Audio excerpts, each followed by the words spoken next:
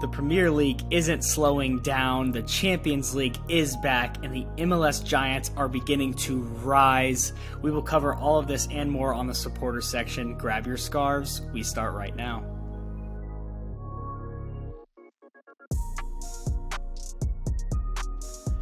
Welcome into the supporter section. I am Brandon Patesnick, and this is episode 65 of the supporter section podcast. Go ahead and leave a like, and please subscribe if you have not already, because we are on our way to 100 subs. Yes, I said 100.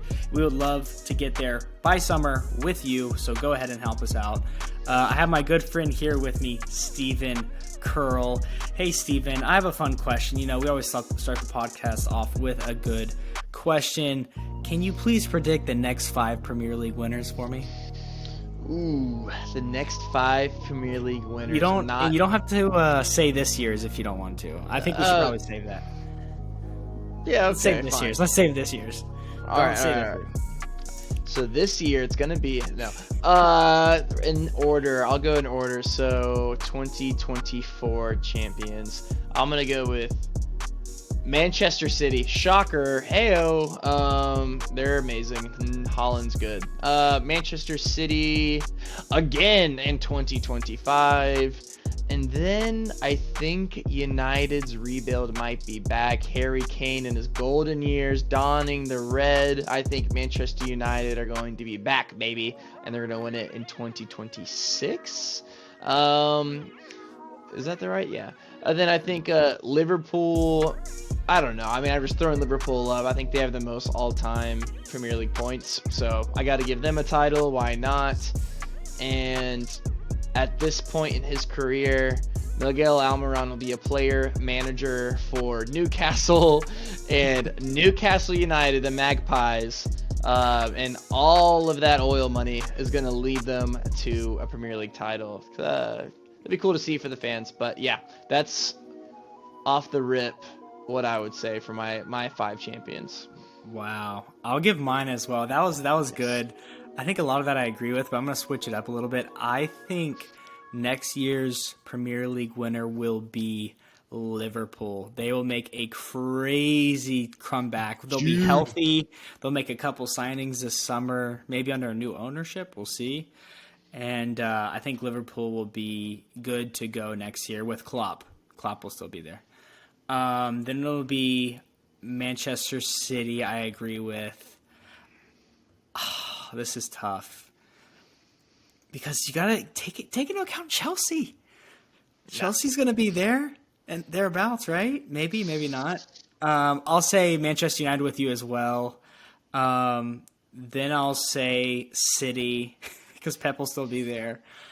And then why not say Newcastle with you? I think that's Newcastle will get in there in the mix, right? I mean, look, they're probably going to get Champions League when that money starts flowing. They start buying players, and Eddie Howe's in his 20th year.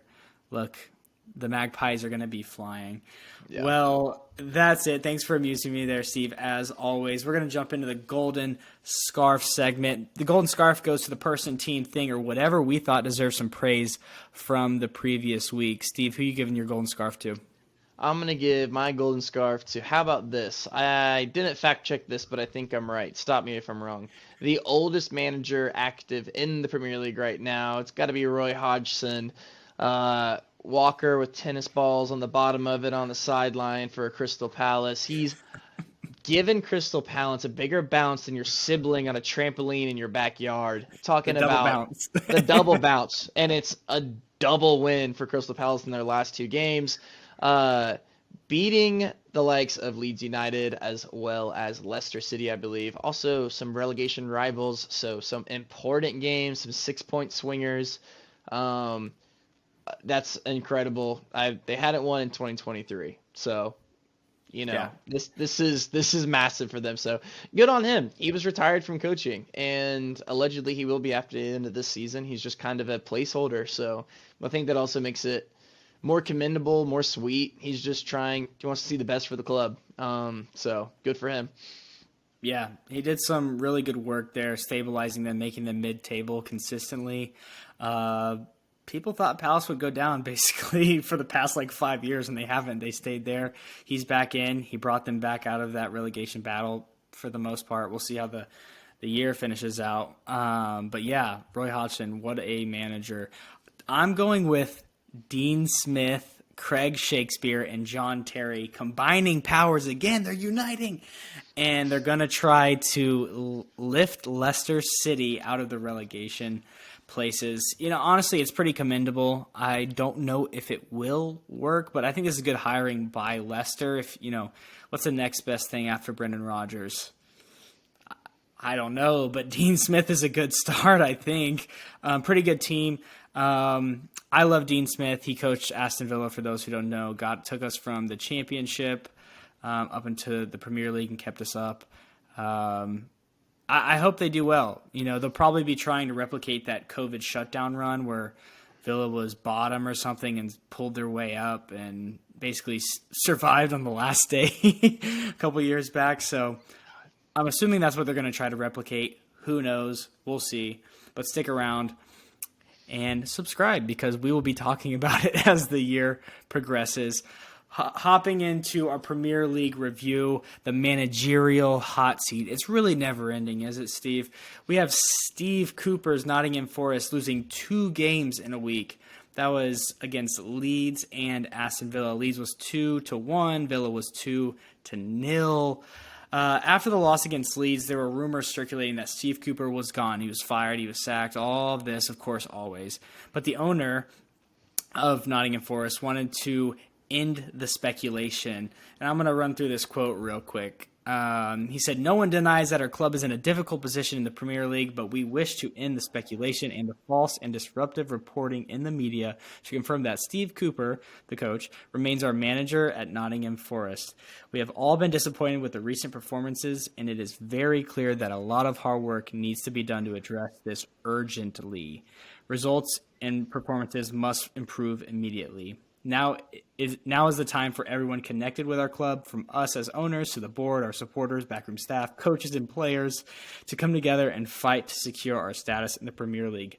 There can be no time for distractions, rumors, and speculation. There's only time for hard work, determination, and commitment from Steve and the players to get the results that we need. And, of course, the continued magnificent support of the fans." That was a lot, but a really good statement, I think, on the face of it. What do you make of it, Steve? They're bad. No, I mean, you have to come out and not be forced or coerced into making any moves. Who knows? This could be like a random push by some entity of like putting the pressure on to fire him, and then maybe the owner just goes ahead and does it after losing on the double. So good for him for sticking up for the manager, while also putting pressure on the manager at the same time, and knowing that the results aren't good enough. Being in tune with your fan base is huge, especially when you're in a relegation battle. So this came out to me as an owner who's very in tune with the atmosphere of the club right now, which is kind of in crisis of, hey, are we going down? We got to stay up. I'm not happy about this. I know everybody else isn't happy about this, but let's stop with the rumors. That's only going to hinder us from actually playing our football. So I mean, good on him. Good on him is, I think, a very composed statement. And now all they have to do is worry about Man United, Liverpool, and Brighton in their next 3 games. Yeah, good luck with that. I mean, the statement is weird. I don't know why you would come out and say this at all, but maybe it is a tight-knit club like that. I've seen some stuff over the past couple of weeks of the Nottingham Forest supporters basically saying, "Steve, it's not your fault. We support you," and I think they'd rather go down with Steve Cooper than change the manager at this point. But yeah, I don't really know the history of this owner, but the statement seems to me like Cooper is sort of on his last straw. Like, you don't really say. I'll say it like this: it's almost like we're not firing him right now, but another bad result and he's gone. So he might only have one more game to save his job. Do you feel that way? Yeah, and maybe, but even at this point in the season, that doesn't. I'm an opinion of when you're at this point in the season, like, you're at the bitter end, and I feel like if you're going to fire your manager, that's a decision you make maybe a couple weeks ago. And especially with the fixtures you have lined up, you can't give this guy one more game. I mean, they have Manchester United, Liverpool, and Brighton, like we said. So you need to be a realist. Who are you going to go get to give you, there's not a Roy Hodgson at every club, right? So, I mean, and he was appointed, a couple weeks ago. So all that to be said, I think it's pretty shallow if you only give him one more result. I mean, you have Manchester United and Liverpool. Those are teams that are better than you. Like, that's just, you will probably lose. You need to be worried about getting a point and just trying to play sound football so you can take points against Southampton, maybe Chelsea, Brentford. Hell, Crystal Palace won 2 games recently, but you're playing them at the last game of the year, and do you want a brand new coach in there, or do you want a guy that's been there the entire way? And to your point, Nottingham Forest supporters basically totally backing their manager. Why would you make that change? Yeah. I don't really know. I'm with you as well. I think it's too late to make the change. Yeah, it's just sort of a weird statement to put out. Moving on to Steve Cooper, though, like, it just seems like he's doing the best he can, right? Like, we both think they should stick with him, but like, what else can you really expect from Steve Cooper at this point?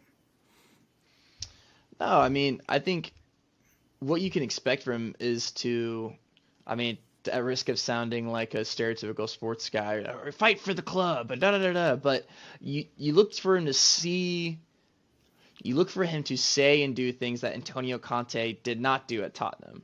You're not trying to see a manager throw players under the bus, and it's different. Relegation and chasing for top four is very different. So I understand that, but it's he's doing all the right things, and the players are playing for him, and the fans are behind him. It's Aston Villa's fault for playing them off the field, Brandon. It's your fault. But no, I mean, when you're going up against a World Cup winning goalkeeper and a team that's just happens to be in form, that Villa's having the best form of their life in how long, And sometimes this is just the way sports go, and there's not necessarily an answer to justify the poor results other than, well, listen, we're trying. And that Yeah. might be that sometimes that's not good enough for owners, but you're not Roman Abramovich, you're not Todd Bowley, you're the owner of Nottingham Forest, respectfully, but it's, hey, like, tell me what would make this better. You tell me the tactics, the formation, the new manager. Like, are you gonna go get Claudio Ranieri to buy pizza for the team when they get a point? Like, what's the new inventive idea, right? So, Yeah. it's, I mean, yeah. Yeah, you look. I watched Nottingham Forest this weekend as they lost to Villa, but they were set up really well to really stifle Villa's midfield. I think tactically they're there. Skill wise, are they there? I mean, they brought in a lot of players. They should have enough players to get results. I would back. I still don't think they'll get relegated for some reason. Like, something in my mind is just, it's not really clicking. It seems like their home form is going to be really important. These last 9 games, 8 games, whatever they're on. It's going to be really important. Also with Steve Cooper, and then we'll move on. He saved Nottingham Forest from championship relegation. He was at Swansea before, moved on to Nottingham Forest. They were like down in the dumps before he took over. He got them promoted in the same season through the playoff, of course, and then had an insane squad turnover. They had a bunch of loans, obviously championship level players. And the club brought in 30 signings this season. Actually 30 signings, not a hyperbole. 30 human beings got signed to this club. It's insane. It's an insane turnover of squad, and I think he's done a really good job up until this point. I don't say really good. A decent job until this point. He has to see it out. And who else would you back next season if you're in the championship to get back up? Probably someone who's done it before, right? Mm-hmm. I don't know. And it reminds me a little bit of the Sheffield, the Sheffield United coach. What was his name? Chris something. Anyways, but basically they were going down, and it was a way more bleak situation than this. It basically, like, the club, they're like, yeah, he's our man, and we're sticking with him. The manager ended up leaving. I can't remember his name for the life of me. It's gonna drive me crazy. But yeah, I mean, there's certain decisions that you make as a club when you're kind of Chris bouncing. Wilder. Chris Wilder. Okay, it was Chris something. But yeah, Chris Wilder. And he ended up leaving the club because he said he was done and he wanted the best for it. But the club was like, no, we want you. So that's like an opposite situation. But um, yeah, I mean, you could be back there. I mean, look at Nottingham, not Nottingham, Norwich. You know, Norwich is the king of going back and forth, and having that stable person at the helm, can be the difference of being a Roy Hodgson, staying in the Premier League and solidifying yourself, and not. So yeah, that's the Yeah. last tidbit that I'll say on it. We'll have to see what happens. It's going to be a fun run-in, though. I mean, it's close down there. A win takes them out. It's a whole crazy thing. West Ham got battered by Newcastle in the midweek, 5-1. But according to David Moyes, he believes he, no doubt, still has the support of the board. He was asked whether he felt the board could consider making a managerial change. Moyes said, quote, "I've got no doubt they are behind me. I'm confident in the way we work and what they think. I really like my job here. I like the people I work for and have enjoyed my time greatly. I'm hoping there are a couple big days ahead in the not too distant future." End quote. Thankfully for him, West Ham did win at the weekend 1-0 against Fulham, who, all things considered, are lying at the beach in Ibiza. Fulham's not looking great right now. Their form's bad. But, that relieves some pressure off of him and the London club. Also, it's worth mentioning West Ham is still in a European conference. They're in the Europa Conference League quarterfinals. They take on Ghent this week. If you had to put odds on David Moyes firing this season, what would they be right now? I don't think it's gonna happen. I don't know. Nah, I don't think so. I mean, he's coming off a win at Fulham. I think if that result wasn't that way, then we might be having a different conversation. But got battered by Newcastle. Newcastle's beating everybody, to be quite frank. And they beat Southampton, so 1-0 the game before, and so they're beating the teams that they're supposed to be beating, but they're not looking like they're aspiring for much more. So long term, is that the man you want? Probably not. But again, at the end of the season, this is where we are. To making drastic manager shifts like this is a no-go, especially for an accomplished guy like David Moyes, who's been a coach in the Premier League for a while. And if they're able to finish, the most hilarious thing would be for West Ham United to finish like 17th and win the Europa Conference League. It would just be hilarious. That would be crazy. I also think they're, like I said, they're unbeaten in the Europa Conference League this year. So they're doing well there, it seems. I mean, they'll probably keep it going. They probably will win it. I can't see them not, but it's really weird. I don't think David Moyes will be getting fired this season, maybe at the end in the summer, but I think he's safe. Yeah, can you explain the fall of West Ham this season? You don't magically end up in a European conference, do you? You have to pretty much earn it, especially coming from the Premier League. How did they get so bad so quickly? Yeah, honestly, I think it's the lack of signings to keep up with the place that they had finished. Once they finished in that Europa League spot, and West Ham's always been a big club.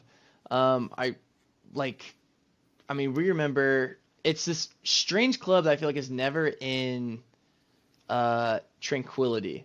I'm watching one season and people are mobbing the owner's press box and they're getting evacuated out of the stadium. And then the next season, Arnautovic is scoring goals, and you have Lanzini and Fabianski and all these Yarmolenko. Like, oh wow, these guys look really good. And you have Declan Rice, this $200 million English player allegedly. Like, how are they where they are? I want to answer your question with a question. I honestly have no idea. It's Yeah, maybe just lack of signings. They haven't brought in top tier talent into the club, spent money. But it's Yeah. very strange to see a team going from mid-table, top table, like around that conversation for Europe to getting relegated. Playing in the championship in the London Stadium would be wild. That would be, I don't know if a first, but yeah, you also didn't answer my question with a question, but I'll answer this question.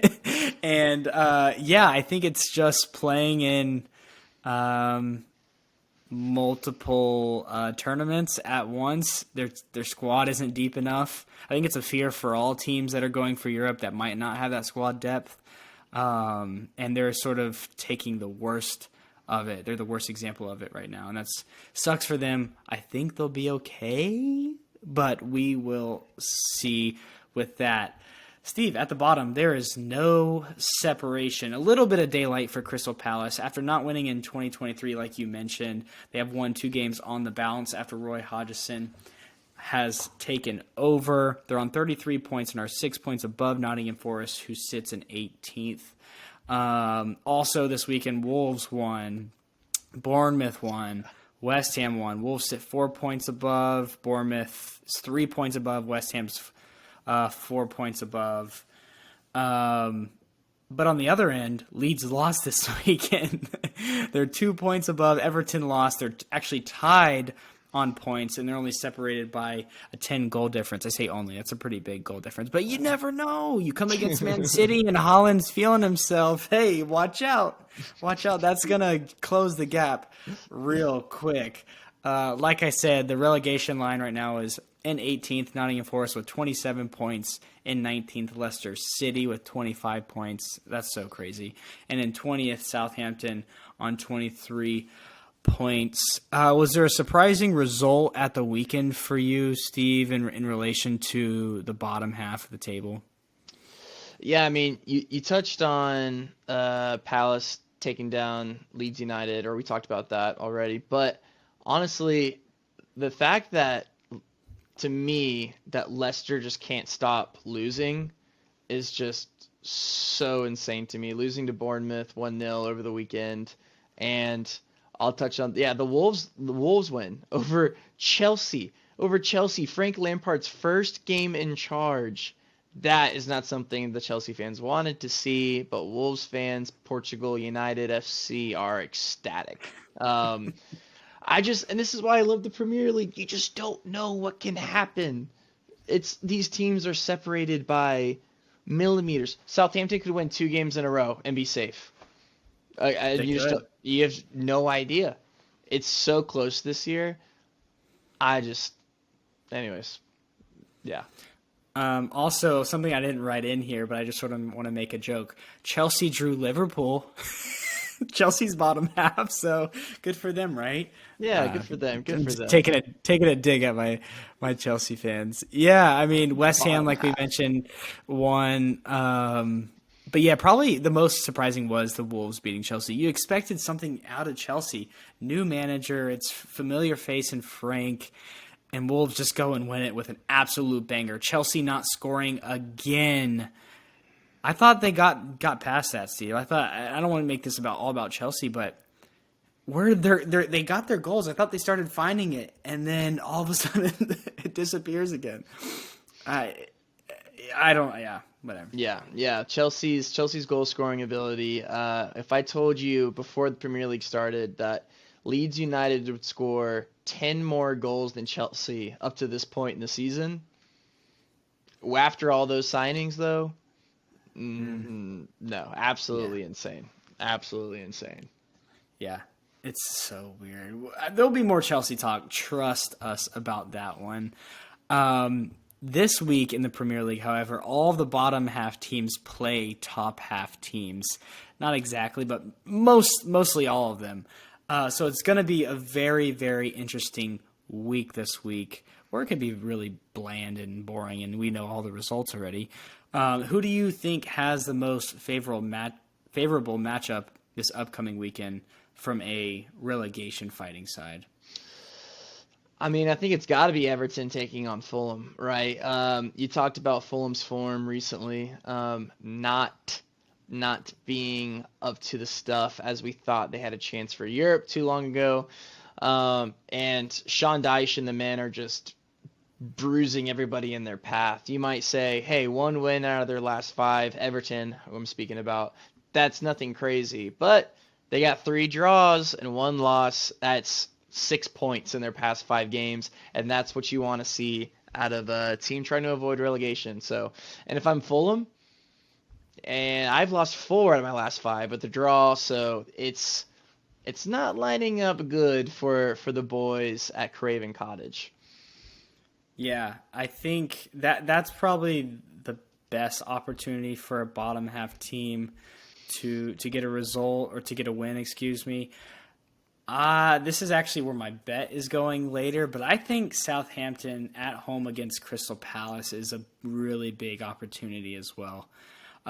Crystal Palace winning 3 games in a row. I don't know if they've ever done that in their history. So I think it's fair to say that one will probably be a draw. Also, Southampton didn't look too bad against Man City, even though they got battered. They're just facing a juggernaut at this point. Southampton looked pretty good, just didn't take their chances well. Yeah, I think Southampton could be a pretty good, have a pretty good chance there of beating Crystal Palace at home at the weekend. But we will see. The race for Europe stays tight, Steve, doesn't it? I mean, Brighton beat Bournemouth 2-0, and then unfortunately get screwed against Spurs. Spurs, however, end up in 5th. But I do need to hear from the Spurs fan in the room. What was VAR doing at this game? I mean, I'm glad that my money wire went through before the game started. I all of my life savings, but goodness gracious, just pure atrocity from VAR, from field refereeing as well. Sideline referee calling a handball on a goal. That was weird too. So it was just a game in which Tottenham, you take away all the controversy though, real quick. Take away all the controversy. Brighton play. They're one of the most fun teams to watch play. I'm a Tottenham fan watching us get played off the pitch, and the 1-2s, the triangle passing, they took Tottenham apart, and scored goals that were ruled off for wrong reasons. But no, Brighton looks good. They definitely got hard done. It's terrible for them, and probably gives Spurs board Daniel Levy go, hey, look at us. We got the result. We got 3 points. We're in the chase for the top 4. We don't deserve to be, but we're there. So, yeah, I mean, I will say Harry Kane finding a goal at the end of the game that's what he does. So that was crucial. That was really cool to see. Nice to see Youngmin Son score an absolute banger of a goal. I mean, where has that been all year? Jeez. Can we talk about that? How do you feel about Youngmin Son? It was a worldie, but we've come to expect those from him over the years. Where has he been? Yeah, I mean, it doesn't bother anybody more than him. And he straight up put the blame for Antonio Conte leaving on his performance. He said, if I would have performed better, I believe the manager could have stayed. Like, he's touting him responsible for that. And you kind of saw it in his goal celebration. He usually does this, like a smile, but when he scored that goal, he did the little knee slide, and he had that serious face on, that he knows that he should have been doing this, and hopefully that's more to come, please. But yeah, Tottenham, I mean, they look bad though. Like, those goals were cool. They were great, beautifully finished by Son and Kane. Didn't have, I think we had 33% possession of the ball, which is what we do, but at the same time, it was bad. The defending was terrible. It was literally Tottenham grasping for straws, getting undone by Luis Dunk with an amazing header, by Matoma on multiple occasions. So, hey, but that's the way the Premier League works, especially the Premier League with VAR, getting hard done by referees. And somebody's bank account was emptied that day to help Tottenham out. And whoever it was, thank you. Thank you so much. Yeah, it was like horrifically bad. It's hard to even explain it with words how bad it was. If you haven't seen it, go watch it because you'll be enraged, really. It just as a neutral, you'll be so mad because guess what? You know it's going to come around to your club next. Or it could. Like, it's going to hit you next. Beware. I thought we were done with VAR talk this year. They had a couple good weeks, didn't they? Well, actually, probably not. Yeah. I mean, all in all, Whatever. too, I think it's important to say, like, just to cover it actually, like, those instances, there should have been, Brighton should have at least been awarded 2 penalties, at least. 2 penalty kicks, and they had a goal chopped off for a handball by Matoma that was not a handball. Never. So that's literally 3 goals, and I'm not even over exaggerating. Some Brighton fans might even ask for more.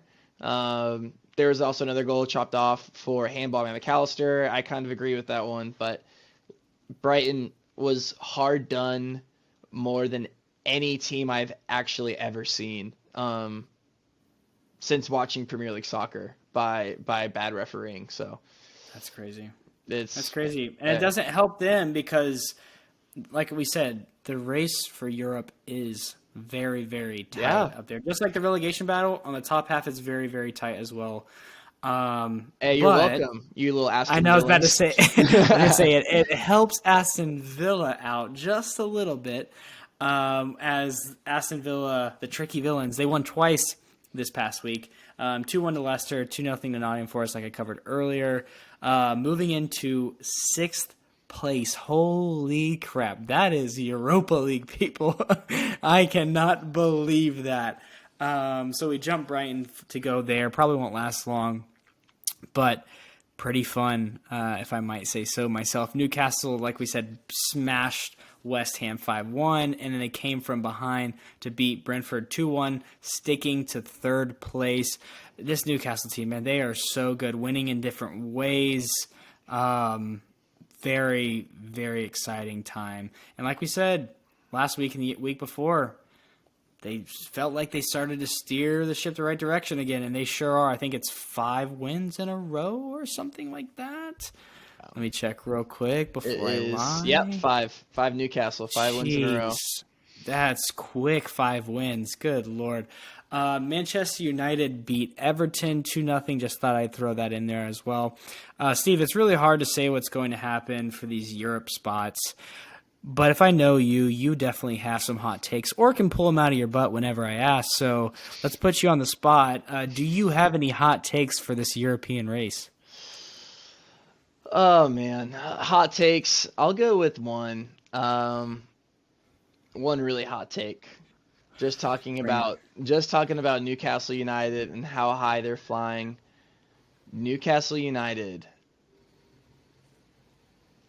will finish 4th in the Premier League below Tottenham Hotspur. And Manchester United will fall out. No way. Did you just say that? Hey, you said you put me on the spot. No, my realistic one, let me dial that back. My realistic one is that Tottenham's going to finish in the top 4 at all. We don't deserve it, but the fixtures line up nicely. And I do think Tottenham played Newcastle in 2 games. And that game, I think potentially, barring what United's doing, could decide the fate of these 2 teams finishing in the top 4 or not. Because, yes, Newcastle's in 3rd right now. They're on 56 points. They have a game in hand over Tottenham. They have 29 games played. Tottenham has 30. They could go out and lose next week. And then you just don't know. You don't know how the season's going to finish. Can Eddie Howe really lead Newcastle to the top 4? Let's come back to earth a little bit. But I mean, they're flying right now. There's no reason to believe otherwise. However, that Newcastle, I think my official hot take will be Newcastle, Tottenham, whoever wins that game in 2 weeks, will finish in the top 4, and the other will not. Wow. Yeah, I think that's a good hot take there. Newcastle just seemed the best out of those 3. 100%. Newcastle, Manchester United, and Tottenham. But things can change quickly. It's just points separating them. So that's good. Thank you. Enough about me. I want to put you on the hot seat. What's your hot take for the top 4 finishing by the end of the year? Or European places in general? Doesn't have to be top 4. You know, I'm trying not to be a homer. I Hey, think do it. Aston Villa will still drop out. No, I don't know. I think Aston Villa will get Europe. It's really tough, though. Liverpool could come up. Brentford's still in the mix. Yeah, I don't know. I'd have to look at the table. I was not prepared for this. Yeah, exactly, right? Yeah, really. No, I think I think Liverpool might just beat out Aston Villa for that 7th place spot. To be honest, I mean Aston Villa looks better than Liverpool. Liverpool they have for a while now, so that would be a pretty big upset to be completely honest. And Aston Villa, like I said last week, they play everybody in the top half again towards the end of the season. So a lot of decisive games there. If they go Aston Villa's way and this amazing form keeps going, Europe's not the question. We could be going for Champions League spots, and that would be a take. But I just can't see it happening. I mean, you're hosting Newcastle. I mean, they're on 5 wins, but hell, y'all are on 4 wins in a row, and it's at home at Villa Park. And I've been watching Aston Villa more than I ever have in my life this year, and y'all look freaking good. So, yeah, who's to say you don't beat Newcastle at home? Yeah, I mean, I think we can do it. It's going to be really fun, though. That is one to watch. It's probably the best one of this upcoming weekend. But we'll get into that. Sorry, I didn't really give you a hot take there. But probably for some more hot takes that you're ready to give. The Premier League title race is still on after this weekend. Arsenal dropped points to Liverpool, while Man City looked unstoppable against Southampton. We've covered all this already. Steve, for Arsenal, was it 1 point gained as they were away at Anfield, or 2 points dropped? I'm going to go with dropped. How insanely in control of the game they were in that first half. To lose your head, Xhaka, looking at you, the most experienced player on the team, that was a defining moment in the game for me, in which Liverpool gained momentum and started to get back into the game.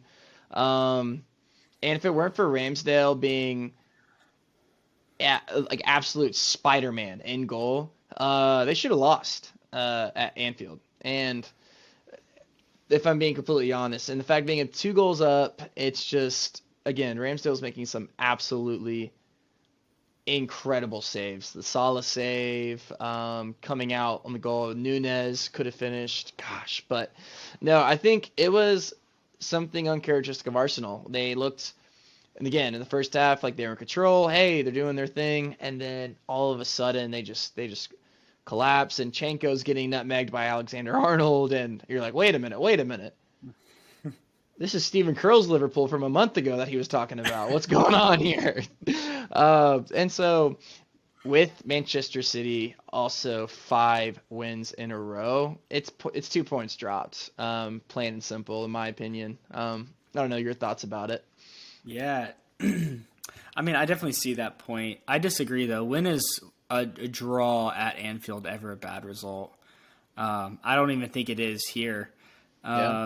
Yeah, the gap goes to 6 between Arsenal and City, but when you have someone hunting you down like Man City is, you're always going to be looking at that gap and be like, oh, I don't think the gap matters as long as they just stay above the water. I said last week that I think they have a hand on the trophy, and I still think they do.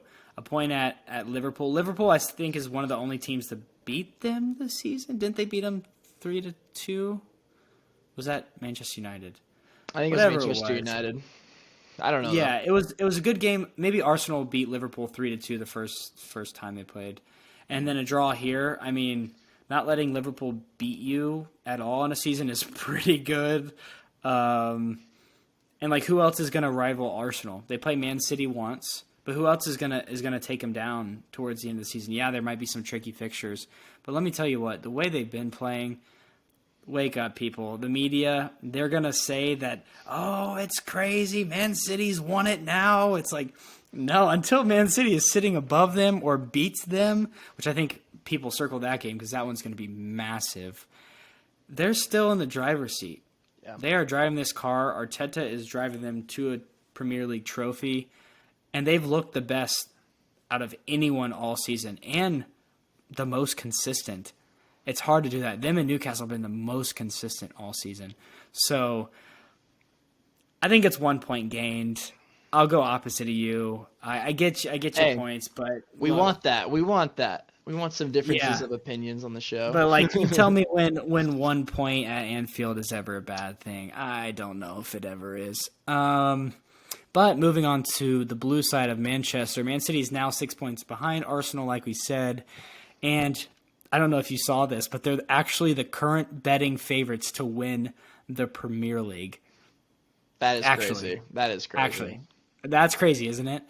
Do you think they can catch Arsenal at all? Like, what do you think? Like, they can get the gap to with 8 games left. Man City does have a game in hand, so they have 9 left to play. Yeah, I mean, I think there's the game in hand portion of it, and my only reason why I'm still gonna go with Arsenal winning the league is Pep Guardiola talking about Champions League. You know, he's come out and he said that, oh yeah, like I'm not trying to win the league. I don't know if he's just being coy. Of course he is. If you were to break down and analyze the remaining fixtures, Manchester City does have the easier finish. Arsenal being their most important game. After that, I mean, they have the likes of, I mean, Fulham, West Ham, Everton, Leeds, Brentford, Chelsea. That's not too challenging. And Arsenal, obviously they play City, Newcastle, Chelsea, Brighton. I mean, those are some. Oof. Yeah, that's tough, right? Yeah, And tougher. it's definitely tougher. But I mean, I guess that's what the bookies are looking at. But at the same time, to your point, that is very important. They're in first place. They aren't chasing anybody. They're looking ahead to their next opponent. Hopefully, Arteta has these boys settled in, focused on the task at hand, and not looking behind them. So. Yeah. They don't have Europe they're worrying about right now.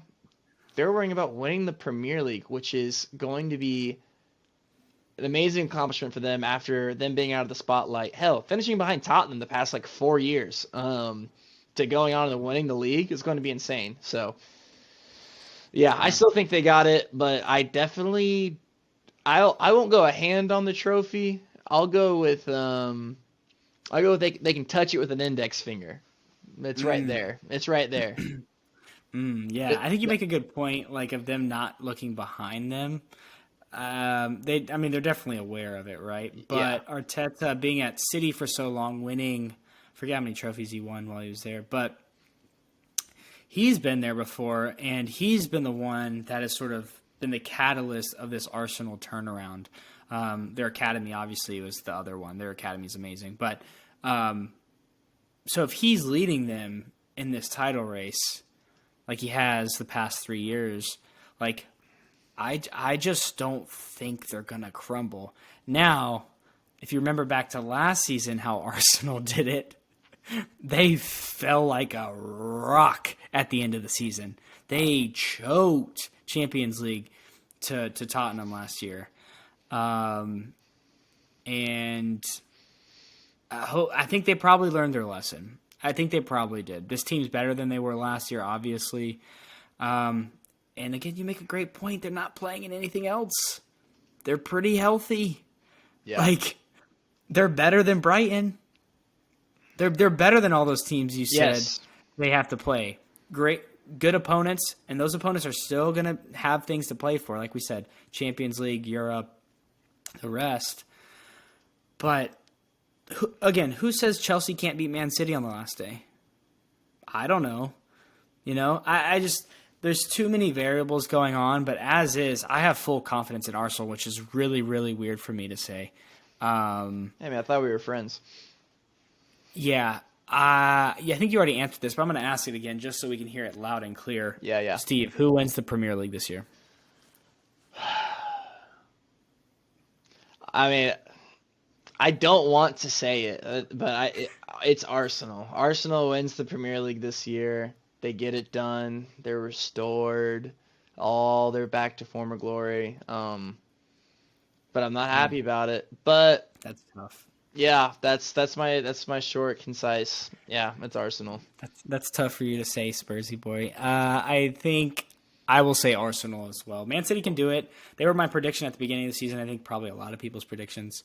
But their Champions League is their goal. I think they will probably get it as well. What if they win But they have both? a tough.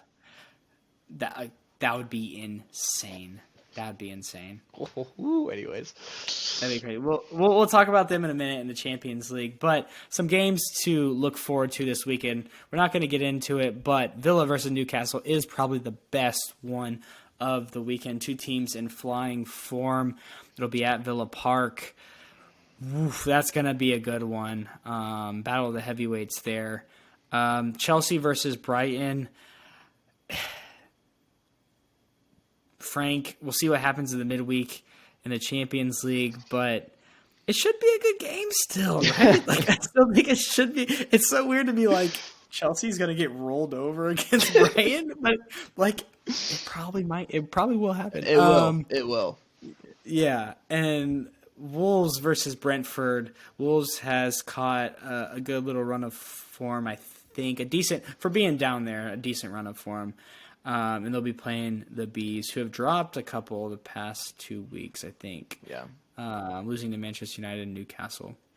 But we're going to go around the world now and talk about Champions League quarterfinals now. Steve, you want to lead this discussion? Yeah, let's get into it. Champions League quarterfinals. And it's Tuchel time, baby. Thomas Tuchel, like you know, has been appointed to head coach of Bayern, and he will be facing up against Manchester City in the semifinal. I believe City is hosting this first leg. I mean, this has got to be the best matchup by far. Two of the favorites. You can argue over who is the favorite. Is it City? Is it Bayern? The bookies actually have it as City. I think Bayern's plus 400. I'll talk about that at the end of the episode, but to win this game. But yeah, it's going to be incredible. I cannot freaking wait. And just talking about Manchester City and their hopes to maybe catch Arsenal, but I mean, what are we expecting here? It's going to be Pep's words put to the test. Is this going to be Manchester City, strongest 11, scores many goals in this first leg as you can, get up over Bayern Munich? Or are we expecting a rotated squad? What's our vibes here? Also, a quick note too, João Cancelo. He'll be playing probably against, I don't know if it's in his clause with his loan, but I'm pretty sure he'll be available to play against his former club, Manchester City. So a lot of storylines going into this game. Brandon, what are you thinking? Do you think it's going to be top to bottom, Manchester City, best 11? We're seeing Haaland. We're seeing De Bruyne. I'm going to shut up. What are you thinking?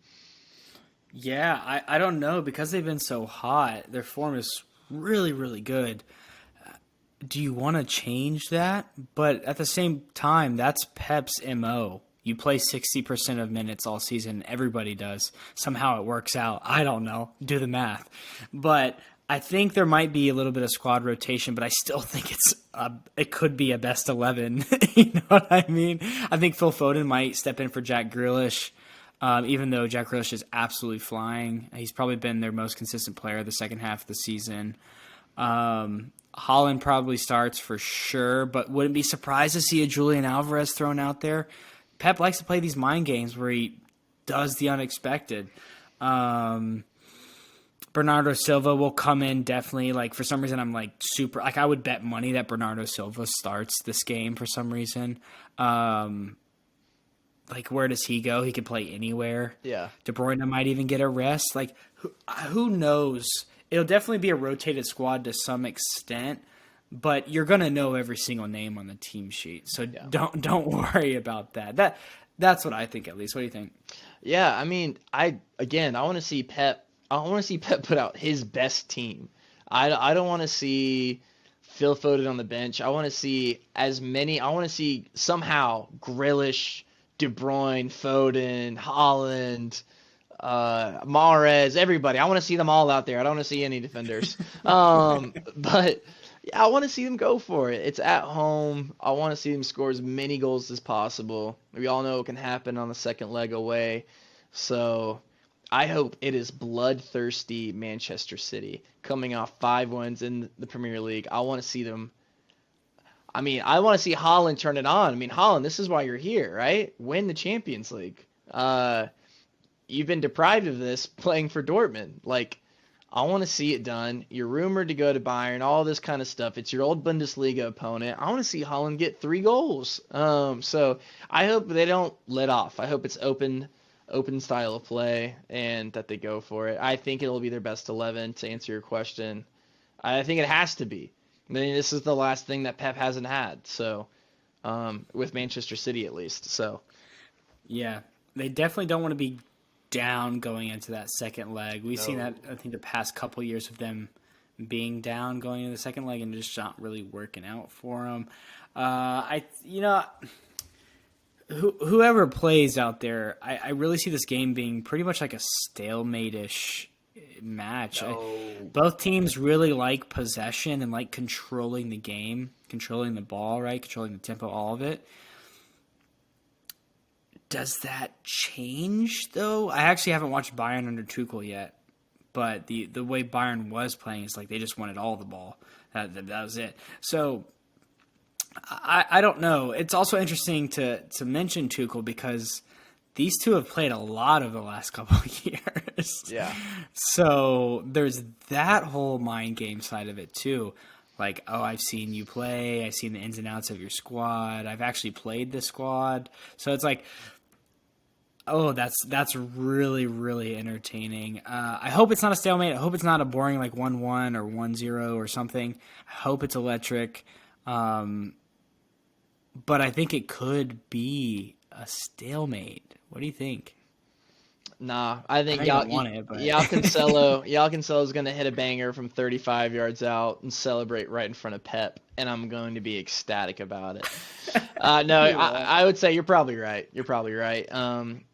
But I think if you're City, I think that's what Bayern will do. But I think if you're City, you don't play into that. You don't play into getting felt out throughout the match. That's history repeating itself, in my opinion. You got to go out, make a statement, and be so aggressive and high press. I want to see them. Yeah, I want to see City actually high press, and you have the fastest players in the world and the best finishers in the world. Like, go and do the damn thing and win your trophy. Because I'll tell you what, if City crash out against Bayern, oh God, I mean, it's hard to say you can criticize City, but fans are going to. And it's just going to annoy Pep. So, but I don't know why. I want them to win the Champions League. I want them to win the Champions League so bad. I don't know why. I think they'll do it. This is probably their best chance to do it, to be honest. Yeah. But this Bayern team is really good. So definitely the best game of this quarterfinal. But all the games are good, to be completely honest with you. Real Madrid versus Chelsea. Do you want to cover this one? Yeah, I'll get into this. I'll do it a little bit quicker. But yes, Real Madrid taking on Chelsea, the past 2 Champions League winners. Yes. Real Madrid last year, Chelsea the year before, and lockdown. And I think Frank Lampard is going to travel to Real Madrid to get his medicine, most likely. I don't think Chelsea have that much of a leg to stand on, but we'll see. I definitely think this is Frank Lampard's tryout period to be a manager in the top flight next year, or else he's going to find himself in the championship, and that's not where he wants to be. And they've done it before. It might be the argument, not under Lampard, but under Thomas Tuchel, but they've gone to Madrid, they've beat them, or they tied in the first leg, and they've knocked out Real Madrid out of the Champions League before. A quick note I want to make about potential lineup change is a little American by the name of Christian Pulisic. He finds his favorite manager he's ever played under, maybe not personality-wise, but statistically, that 2020 to 2021 season that he played in 34 games in all competitions, Christian Pulisic had a combined 17 goals and assists, basically assisting or scoring once every 2 games. I know that's crazy to hear, but that's literally what he did. And last time he was in Madrid in a Champions League semifinal, he started up top with Timo Werner and got a goal. So maybe there's something here. He didn't start against Wolves on the weekend, and Lampard likes Pulisic a lot. Pulisic writes about Lampard in his book, about how when Lampard was sacked, that he took it really tough and his form kind of dipped, yada, yada, yada. So yeah, previewing this game, I don't think there's going to be a lot in it for Chelsea. I do think they're going to get played off the pitch, but Christian Pulisic, this is also his tryout period. He will be leaving Chelsea most likely as well this summer. So this is kind of Lampard and Pulisic in this weird way, I think, being bonded together of, hey, let's try to make the best out of the rest of the season so we can go somewhere else at the summer. So question to you, Brandon. One, does Christian Pulisic even start?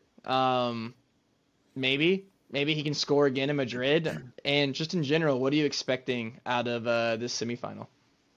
Yeah, I mean, I think he could start. At this point, does it really matter? Exactly. Yeah. Um, I don't even know who started in this past weekend. Did Pulisic start?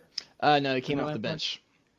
So he probably won't start this game. I'm assuming Lampard wants to have a consistent lineup for the rest of the season, just to settle the team. Probably try to get some results. But look, generally speaking, this roster, like we said, is a Champions League roster. People, it is deep, maybe the deepest in the world.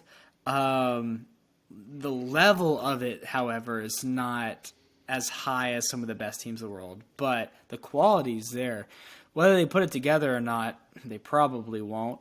Real Madrid, reigning champions, smacked Barcelona last week. Real Madrid is so good, dude. Yeah. They're so good. They're delicious. They are, are. if I might say so. They're good. You love them. I do. So I think it's gonna be really hard for Chelsea, but they're probably gonna be hoping for a draw, and then maybe get something at home. What do you think? I think Real Madrid will win this game by mercy 3-1, but I think they could win 3-0 and just already take care of Chelsea like they did to Liverpool. Yeah, it could happen. So tune in there. The other two games, Benfica versus Inter. Benfica is definitely the favorite here, but Inter will have something to say about that. I have a feeling this one will be pretty boring with Inter probably just sitting back and waiting to counter, but we'll see. AC Milan also taking AC Milan taking on Napoli. Napoli, arguably the best team in the world this year, taking on a very, very solid AC Milan side. If you aren't watching the other two games that we previewed for some reason, definitely watch this one. It's going to be very, very good and very entertaining. The CONCACAF Champions League is also going on at the same time. The first leg, Philadelphia won 1-0 against Atlas. Lyon won with a whopping 5-0 against Violette, the Haitian side. Motagua versus Tigres. Tigres won that 1-0, so still pretty close.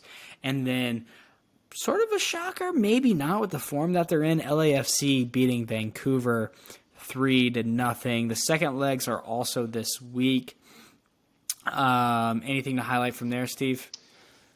Not really. LAFC, very good, and I think they're going to win this whole thing again. Yeah, they could. They could. And that brings us to our MLS Fast Five. Steve, you want to lead us through this? This is your favorite. I think it actually really is. Yeah, let's get into it. MLS Fast Five.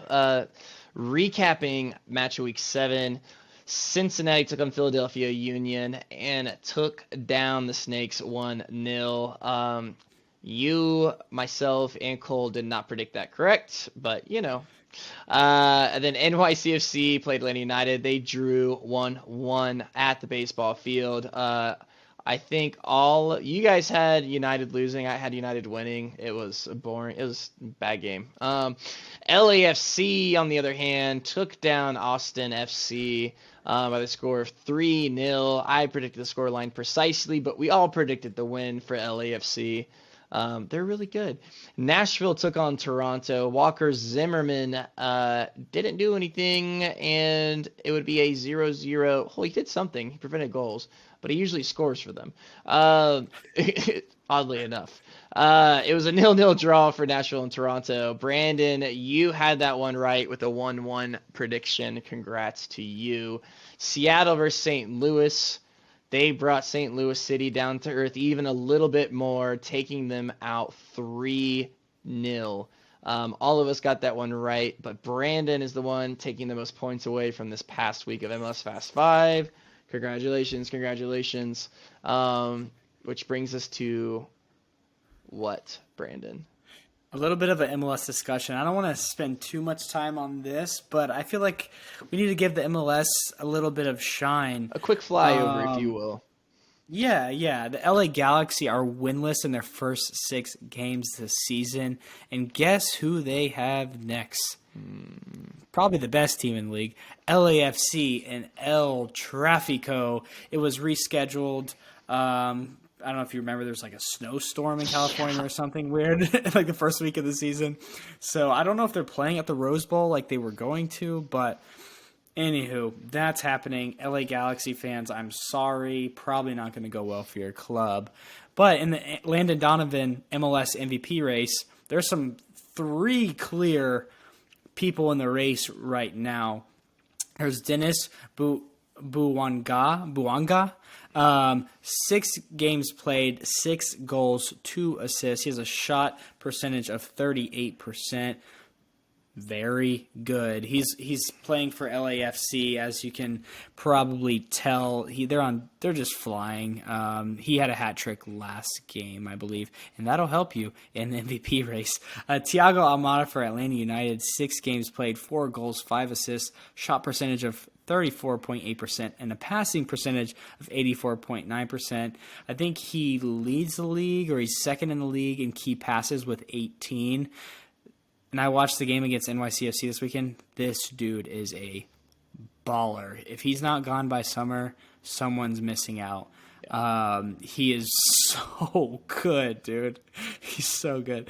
And then Jordan Morris for Seattle. 7 games played, 8 goals, no assists, but a shot percentage of 60%, which is really, really good. Probably why he's scoring so many goals.